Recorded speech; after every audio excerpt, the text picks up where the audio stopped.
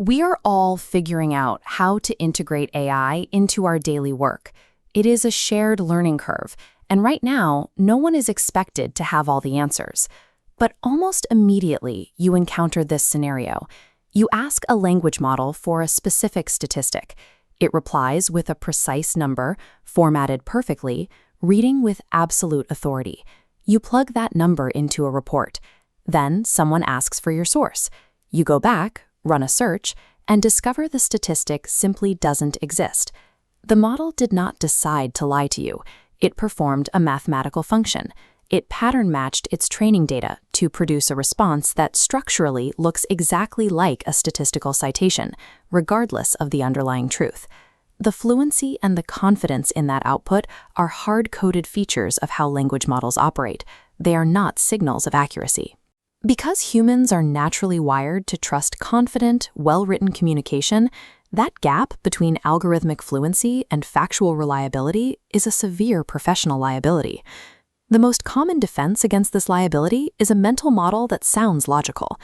AI is fast, but sometimes wrong. Humans are slow, but usually right. So a quick human spot check solves the problem. That strategy fails in practice because AI errors are systematic, not random. When a model lacks genuine information, it doesn't leave a blank space. It maintains its structural fluency by automatically filling in plausible-sounding details, inventing a study name, or swapping two researchers with overlapping work.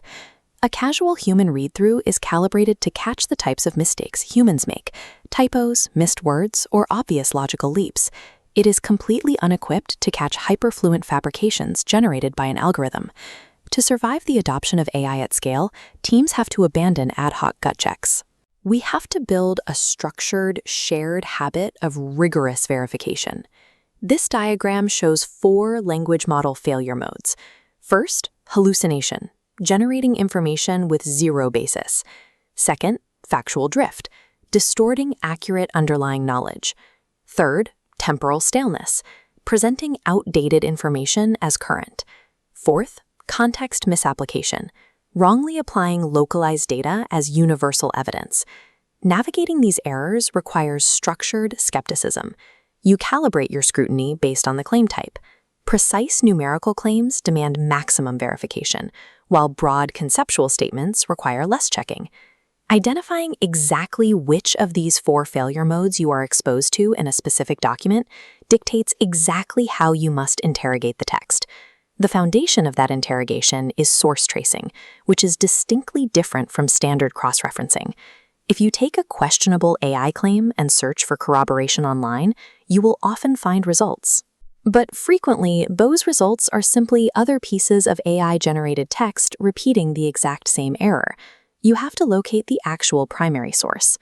This cyclical flowchart illustrates the Wikipedia citation loop. An AI cites a Wikipedia page, which itself was generated using AI tools. Verifying against this traps you in a closed loop. You must break this loop by tracing the claim directly back to original human reporting. Consider market research deliverables.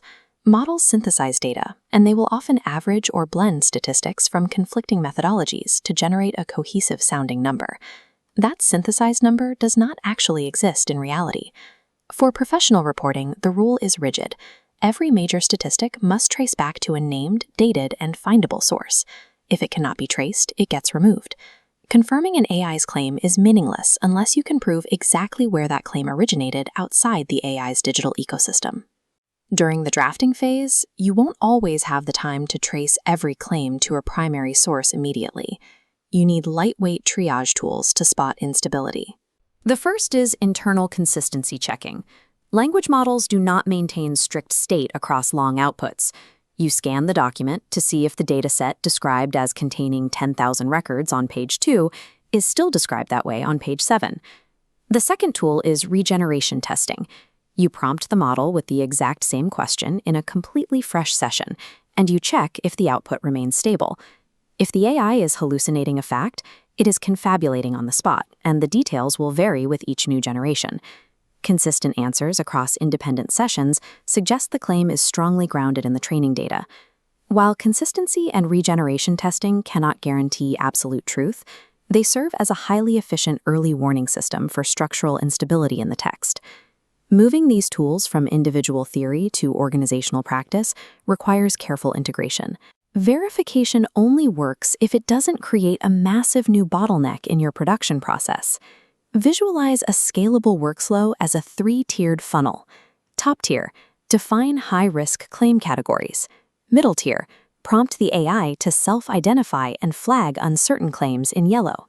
Bottom tier, a mandatory human gate where flagged claims are independently verified, turning green before publication. A law firm piloting AI for legal research ran into a critical issue. The model identified relevant case law accurately 80% of the time, but in the remaining 20%, the cited cases did not exist. In the text, the correct and the hallucinated citations were visually indistinguishable.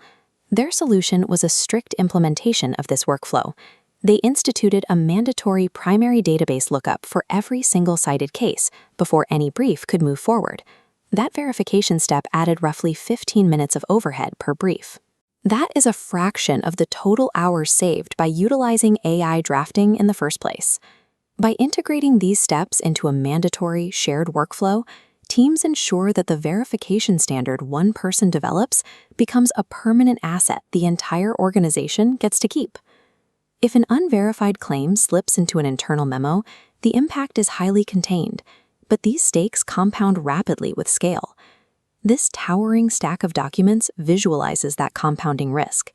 An unverified claim making its way into a client deliverable, a published article, or a regulatory submission transitions from a minor mistake to a severe professional liability. The most dangerous outputs are not the obviously flawed ones. They are the plausibly wrong ones, the hallucinations expressed with fluent confidence that slip right past our scrutiny because they fit neatly into what we already believe. We also have to account for the shelf life of information. A regulatory framework you painstakingly verify today could be superseded or dangerously outdated in 6 months.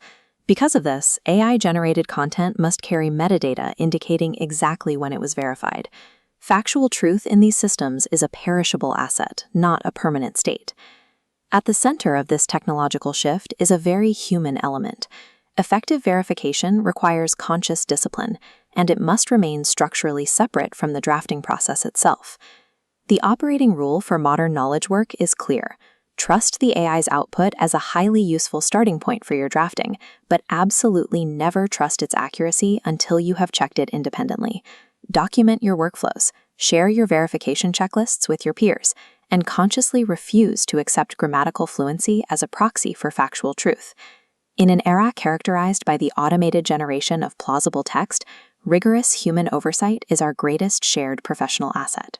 So, document your process, pull up a chair, and join the effort to build a shared standard of truth together.